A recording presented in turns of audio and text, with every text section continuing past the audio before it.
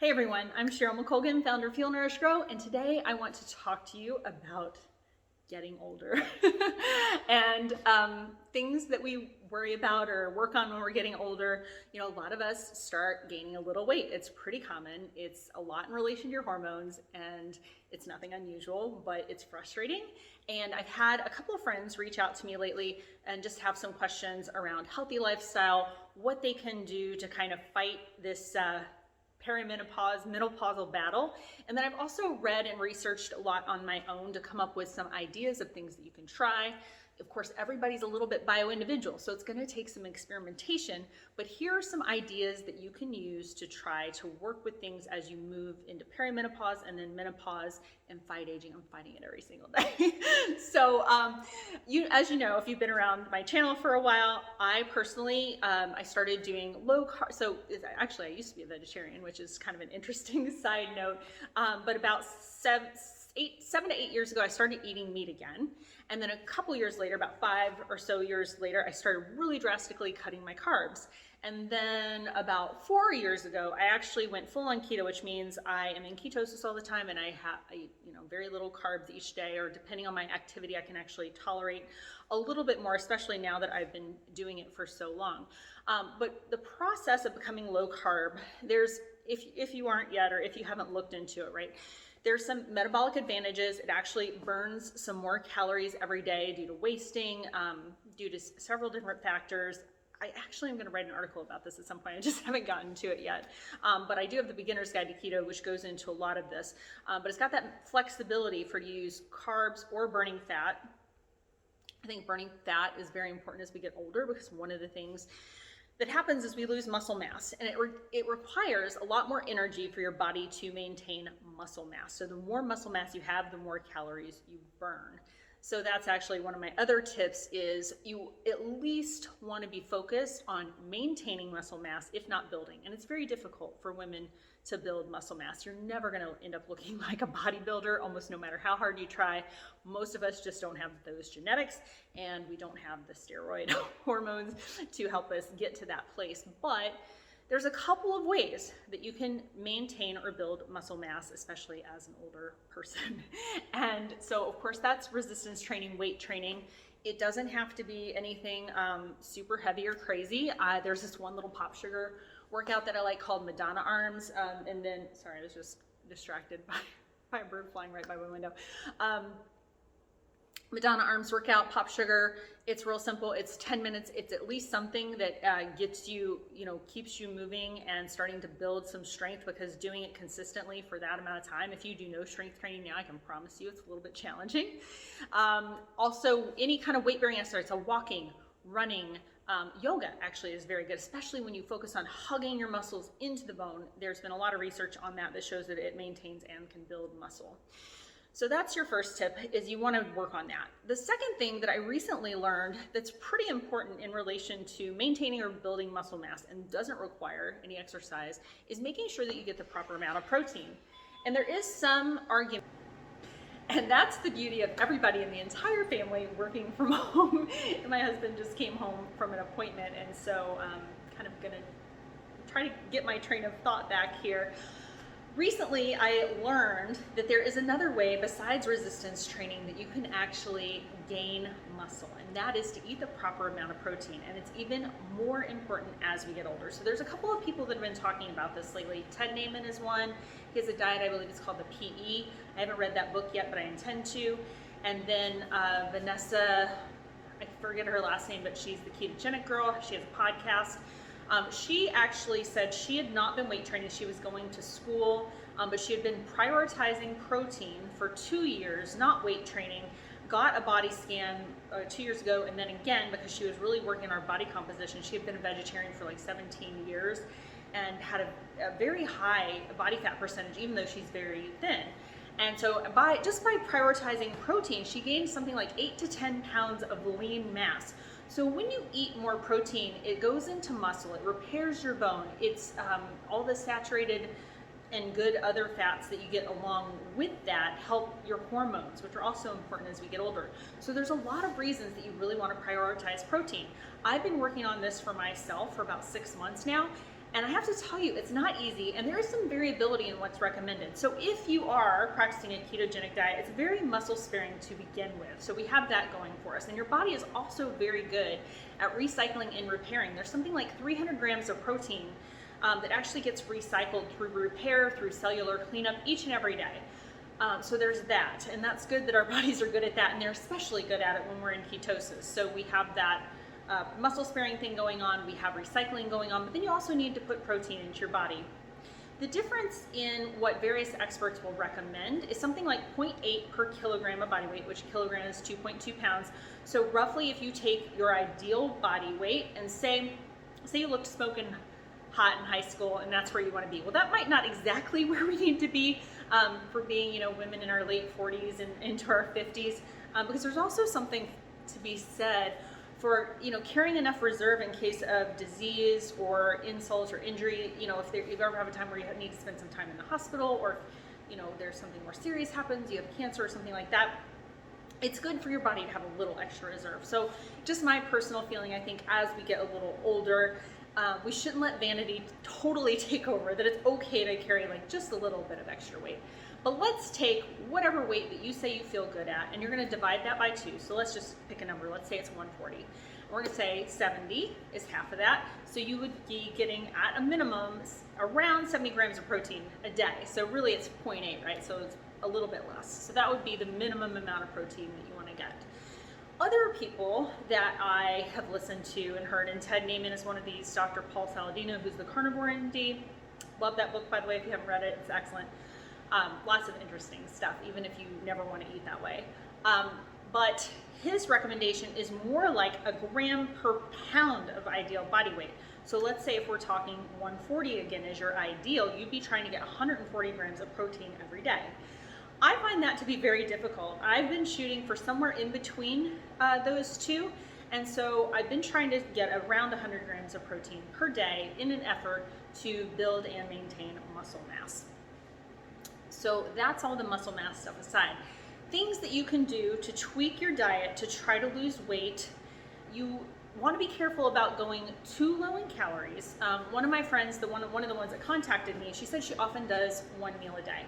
I have no problem with 1 meal a day. I think occasionally that's fine. And if you're a person that in your 1 meal a day, you could definitely get, it's pretty tough, but if you're eating a lot of fat, it's easier, right? So if you are doing keto, it's much easier to get, say, 1,500 calories in one single meal. Or you can take it down and compress it into a 2 to 4 hour eating window, because shortening your eating window is another way that you can work on losing weight if you haven't already done that. So if you go to my article there's one on fasting, and I think the one on fasting talks about eating windows. So even if you don't want to do a longer fast, shortening your eating window each day prevents your body from releasing more insulin. The less insulin you release, the less your body is being signaled to store fat, because that's one of the purposes of insulin. It signals your body to store fat. So the less you trigger insulin, the less you're going to have the ability to store extra calories as fat. Because there's sort of two theories of weight gain, weight loss, right? And one's calories in, calories out. We're all super familiar with that by now because it's what's been hammered into us for years. The other one is this hormonal theory that's come up more recently. And that, I can't remember if that's in my intro to keto article or the fasting article. It's in one of those, but it kind of talks about those two theories. So the hormonal theory, you're working more with limiting how much you activate insulin. The calories in, calories out is all about energy balance. So I like to think of it instead of calories in, calories out, because we're humans. We're not a closed system. We're not a Bunsen burner in a lab that you put a certain amount in, it burns, and that's it. We have you have malabsorption in your body. There's just a million things, right? You didn't sleep well. That's the other thing we need to talk about is sleep and stress, because until you get that under control, you're going to have a hard time losing weight, right? So back to the calories in, calories out thing, but there is still, I like to think of it more as an energy balance thing. So if you're being super sedentary, you're not going to need to eat as much. You're not going to need to eat as many calories. And the other thing about eating in a keto style of eating is that it's extremely satisfying and extremely satiating. Carbs, all they do is spike your blood sugar, sends it wacky up, and then actually when you start to get those hunger signals is when it's on its way back down. it's something like your body thinks something is wrong, and so it sends these hunger signals that make you hungry again, even after you just ate 2 hours ago. So the less you do that spike thing and keep things even, the easier it is to consume less. Let's see, what else do I have? I had so many thoughts on these things that you need to think about when so we talked about prioritizing protein. We talked about shortening your eating window. And that can be, you don't have to be drastic, right? You can just compress it into a 10-hour eating window, an 8-hour eating window. I wouldn't recommend 12 because that's basically not like having any time without insulin except for when you're sleeping. So try to compress that eating window. If you're a person that can, for your circadian rhythm, it's actually a little better to compress it into the morning hours. So maybe your eating window is from like 9 a.m. to 3 or 4 p.m. That's so hard for all of us. I don't know about you. I love dinner. I love to have a glass of wine with my dinner. I don't want to cut out dinner. So for me, I compress it into the later part of the day. And generally I'll eat from about 1 o'clock to, I try to eat no later than 6:30. That's just what I do. And I vary it. That's the other trick. Shake things up. Don't always do the same thing. So like I said, 1 meal a day is fine. Sometimes it's definitely gonna reduce the amount you eat because it's hard for a lot of people to get like 1,500 calories in one meal. And I'm just saying that number because that's sort of, for an average sized woman, that's kind of the energy expenditure number for weight loss. 1,200 is what we always hear. That's on the very low end. That is likely, and I know we're all like masters of the immediate, right? We want to lose weight this second, but think about it. It didn't take you like a week or 2 weeks to gain all that, right? So it should take you as long to lose as it took you as long to gain. And that's the way to maintain it for a long time, is not to do it super quickly. Because what happens if you cut your calories too drastically for too long, that is actually gonna mess with your metabolism and lower it. And then you'll have to eat less and less over time because your metabolism is so low.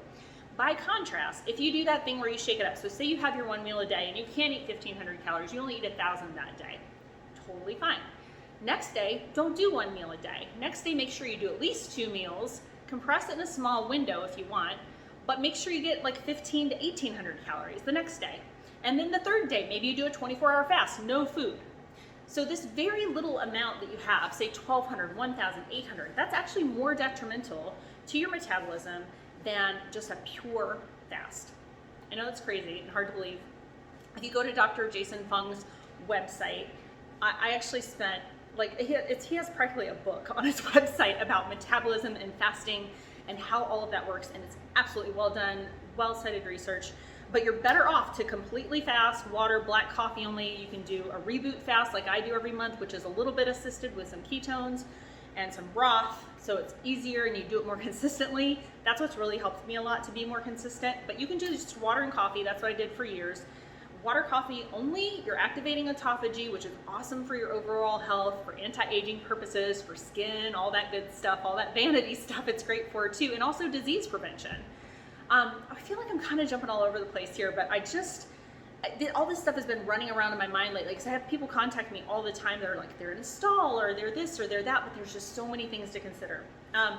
The other thing that I recently learned, and this, I don't care how you eat, this is 2 number 1 tips no matter how you eat. This is where I'm going now. The number 1, no matter how you eat, is intermittent fast, that shortened eating window like I was talking about before. The number 2 is to get rid of polyunsaturated fats from your diet. Done. They're so bad. I can't even tell you.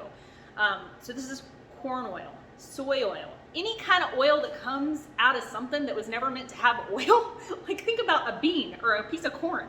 That does not have oil. That is nothing that we're ever meant to eat. We've never had as much polyunsaturated fats in our lives as we do today. And there's this thing about omega-3, omega-6 balance. So polyunsaturated PUFAs, for short, I'll start calling them PUFAs because it's actually just kind of a fun word to say too. But PUFAs versus omega-3. You need to have a balance that is most people's PUFAs are up here and omega-3s are way down here, and it creates a lot of inflammation in your body, which leads to weight gain, which leads to pain, which leads to the epithelial cells in your heart vessels getting plaque, leads to heart disease. So the 2 number 1 things, compress that eating window no matter how you eat. I mean, if you still want to eat like crap in there, I can't stop you. But you'll do yourself a favor by giving your body a break from releasing that insulin all the time. And then 2 is to get rid of PUFAs. Just trust me on this. If you want to read more about this or understand more about why it's inflammation. But again, I'm going to mention Dr. Paul again. He mentions this a lot in his podcast. You can go listen to some of his podcasts on stearic acid, on what's causing metabolic dysfunction in humans. He actually goes in this interview with this guy. It's fascinating on the science of talking about a mitochondrial cellular level, how our bodies don't use PUFAs properly, and it kind of basically clogs up the whole works of your mitochondria and your cells. So the mitochondria produce your energy, ATP, in your body. And if they can't do that properly, you're not going to have energy, you're going to feel like crap, you're going to have inflammation, you're going to gain weight, blah, blah, blah. So that's all that. And let me just say, PUFAs are very difficult to cut out of your diet if you are eating at restaurants. And sometimes it's even when you think you're eating healthy, like you order a salad. Most salad dressings at restaurants are not made out of olive oil. They're not made out of avocado oil. They're made out of these crappy, cheap oils that you're trying to avoid. Also, all the fries are fried in peanut oil, which is a legume. Also, PUFA is also bad for you. So when you're eating at home, you can control these things a lot. When you're eating out, you just have to be a little more selective about what it is that you're ordering if you're really trying to get rid of PUFAs. What else did I say I was going to talk about? Things that get in the way of your weight loss. Oh, this is another thing. You know how we've always been taught, eat less, move more. We were talking about that calories in, calories out paradigm. Well, turns out, and this is like, I've just proven this to myself over and over again, you know, abs are made in the kitchen, and 80 to, I'd almost say 90% of weight loss is about what you're putting in your body and your sleep and your stress, because that prevents everything. It'll muck up your whole system. It'll mess with your hormones. If you're not sleeping well, you're gonna have more cortisol in your body. Cortisol is inflammatory. It also gets these hormones involved. Leptin and ghrelin, which are your hunger and satiety hormones, get off when you're not sleeping well. They've done a lot of studies where if you just even have an hour less sleep per night, people tend to eat more calories during the day. It's not only that you're just tired and you're making different decisions or you're looking for comfort food, it's really on a hormonal level. So getting your sleep under control. I have some tips for better sleep over on my website. One of the things I've been working on personally lately is wearing blue blocking glasses and getting rid of the electronics at night. I know that's very difficult, but it does help. So sleep and then stress. So stress, especially this year, we're in 2020, we're still in the middle of the COVID craziness, is very difficult for a lot of people. I think that's why, you know, not only are people staying at home, maybe have more access to food and they're seeking comfort and all of those things. So I don't doubt that people are eating more, but they're also just, there's this underlying low level of stress that's there quite constantly. And I think that that is also messing with people's hormones and leading to some of this COVID-19 that you hear people talk about. So getting your stress under control, how can you do that? Okay, a couple of the things that I mentioned before: yoga, meditation. I have free videos on my channel about those things that you can do. Meditation just trains your brain in a different way. It's a way you can tap into breathing. It's a way that you can learn to activate your parasympathetic nervous system. So stress, if you remember back to your high school biology class, that fight or flight thing, right? So if you're always in fight mode, you're amped up in your body, all of these things that are making you feel like you need to run from a lion, which is left over from evolution, when we don't have lions to run from anymore. So it just creates this imbalance of everything in your body. So one of the things that meditation and breathing exercises can help you do is to activate your parasympathetic nervous system, which is the calming, which like brings down your blood pressure, it brings down your heart rate, it brings down cortisol, all of those good things. And actually anything that you just find relaxing, also exercise is great for stress. And the thing that I always like to promote about exercise is the best exercise is whatever it is you will do consistently. And I'm going to have on my channel, I'm doing this interview for Authority magazine, and they wanted 5 tips for better habits, because that's what I've worked with people on over the years. And the number one thing about exercise or any good habit is consistency. That's my number one tip.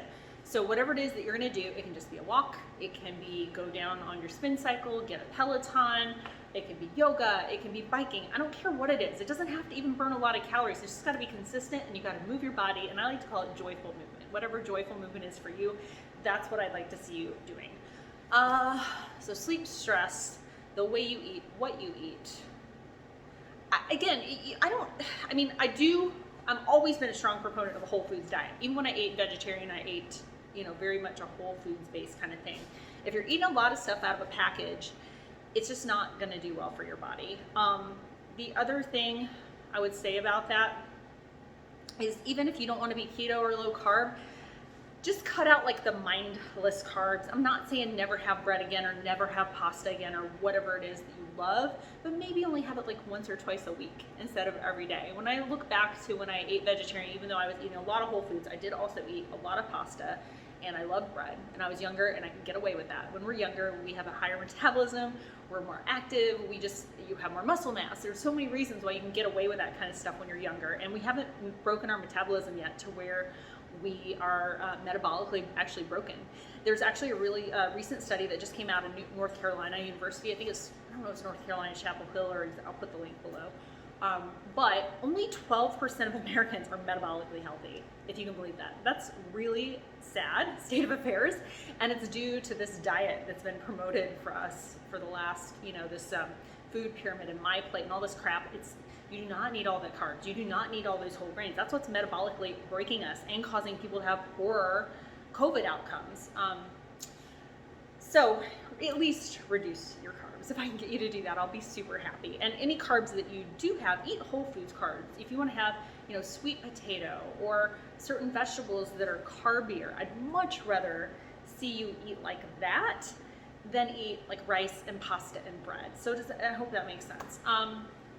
Okay, well, this has gone on long enough probably, and I know it was a little bit all over the place. It's not like I made a PowerPoint first. This has been things that have been on my mind lately, things that I've been reading about, that I've been listening to.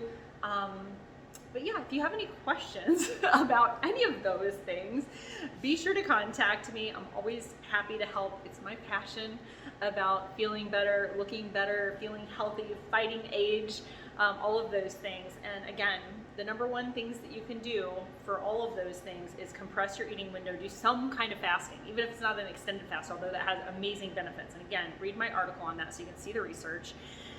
Prevent those spikes, so that's eating less carbs. So that's pretty much what I have for you. Don't go too low, don't wreck your metabolism, be willing to let things happen a little slow, be consistent over time, and that's gonna eventually get you to a place. And also, if you've abused your body in any kind of way, starting to eat better and do these practices that give you better sleep and better hormones, you might not see instant results. And I know that's what we want, but if you can be patient, eating a healthier diet like that is going to allow you to heal your hormones and heal your body. And when your body feels healed and ready, it'll start dropping that excess inflammation and excess weight. So I know that's what nobody wants to hear. We just want it to happen yesterday. But consider that might be a better way to go about it. Okay. So again, Cheryl McColgan, Heal, Nourish, Grow. If you made it to the end of this, I'm impressed, and I'd love to hear your commentary, and I hope you have a wonderful day.